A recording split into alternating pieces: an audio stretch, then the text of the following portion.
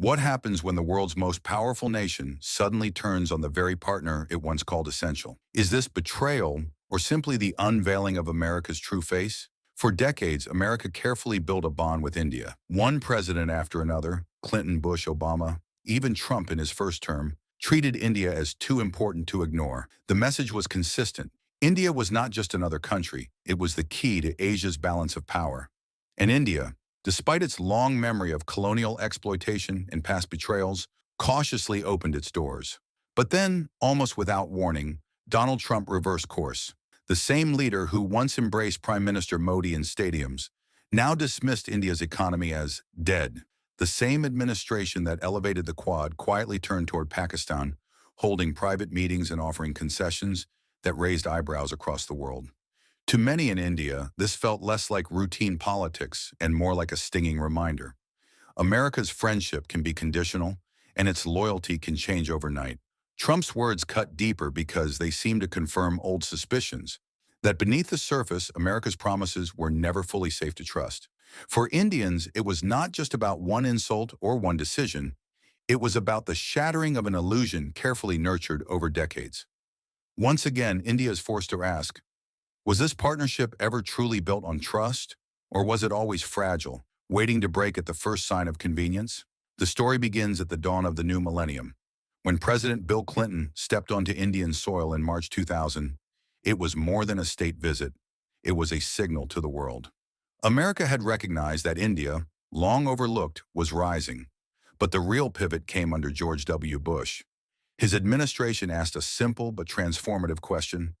If China is the challenger of tomorrow, who can stand as its counterweight? The answer was clear. India. There was, however, a problem. India's nuclear weapons program had made it a pariah in America's eyes. For decades, America punished India with sanctions, restrictions, and isolation. Could this obstacle ever be overcome? Against all odds, it was. The U.S. India Civil Nuclear Agreement shattered the old barriers. For the first time, America treated India not as a subject of discipline, but as a peer, a nation to be respected. Prime Minister Manmohan Singh quietly but firmly steered India through the deal, ending decades of nuclear isolation.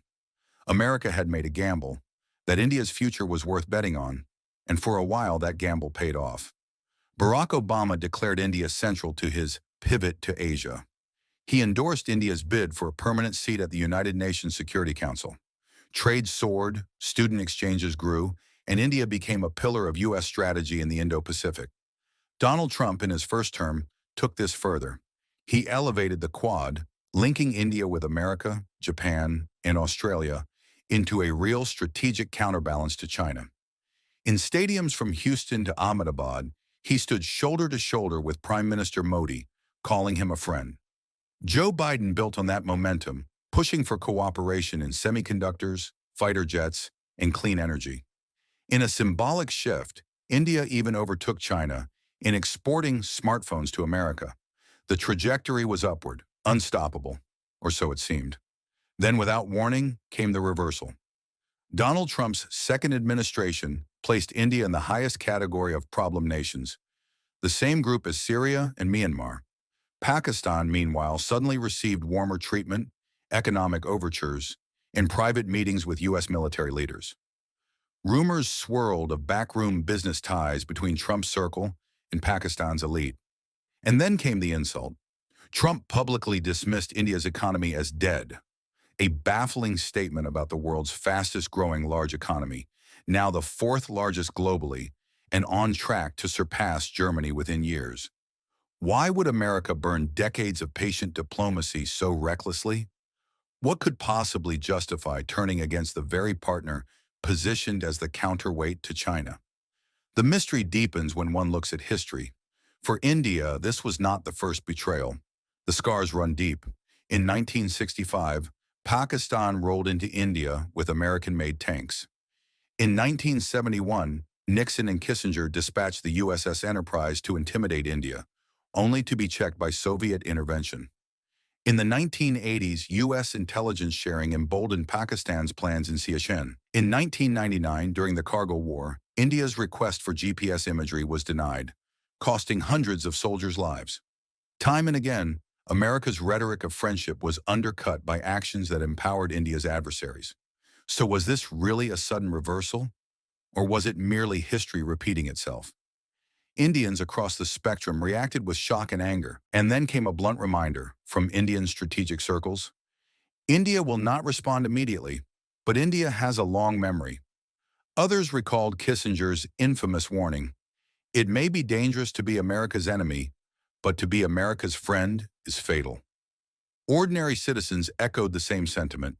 Better to face an open rival like China than to rely on a friend who betrays in the shadows. Even voices abroad joined the chorus. From South Africa to Europe, many admitted the same mistake, trusting America too much. But India is not a country that accepts victimhood. Colonized for 2 centuries, it learned to play the long game. Post-independence, it forged non-alignment. Under Modi, that doctrine evolved into multi-alignment, cultivating ties with all sides, refusing to be boxed in. If America falters, India has other doors to open. With Russia, partnerships endure. With Europe, trade deepens. Even with China, despite border rivalries, limited cooperation remains possible.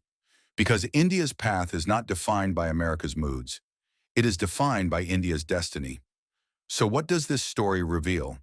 That partnerships built on hypocrisy collapse. That India's rise cannot be stalled, whether or not America chooses to stand by it. That the Indo-Pacific is no longer America's playground. It is a multipolar arena, and India is at its center. And most importantly, that trust, once broken, is not easily restored. So where does this leave India? America had the opportunity to build a partnership with India that could have shaped the very century we live in. Two great democracies, one the oldest, the other the largest, standing side by side, defining the future of Asia and beyond. But instead of nurturing that vision, America chose the path of short-term deals, quick betrayals, and words that cut deeper than it realized. And yet, perhaps in that miscalculation, something far stronger has been awakened. India's resolve to stand tall on its own. For every setback, India has only grown more determined. For every betrayal, it has only become more self-reliant. Because this is not the India of 1965, watching American tanks roll across its borders. This is not the India of 1971, waiting for Soviet fleets to protect it from U.S. intimidation. This is not even the India of 1999, denied critical GPS data during the Kargil War. This is the India of today, confident, unshaken, and unwilling to be defined by anyone else's choices. A nation that charts its own destiny, that walks its own path, and that believes respect is not something to be handed down by others.